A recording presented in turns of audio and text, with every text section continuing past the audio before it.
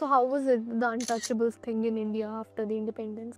It was still there. It was still there. Like my friend and I ended up in jail in Jhansi for a week, and there was a Brahmin in the jail, and she would not talk to us. She would have nothing to do with us. And there was an untouchable in the jail as well with her little girl, Geeta, and she would knit my hair because back then there was no head lice treatment, and I had really long hair, and she would knit my hair. But I'll never forget the Brahmin lady. She just would not. She just kept giving me dirty looks, and so it was still very strong, caste system, very strong. I mean, having experienced that, but I'm more curious right now about you ending up in jail. What's that about? Well, my friend and I, we went to, we had these French guys that came with us, and because back then there was an invasion in India of young Europeans, like there was French, Italians, Germans. I didn't see any Australians except some friends, and Americans. And they were all coming to India for the freedom and the drugs. And they were selling their passports so they could stay because there was no visas or anything like that. You didn't need a visa.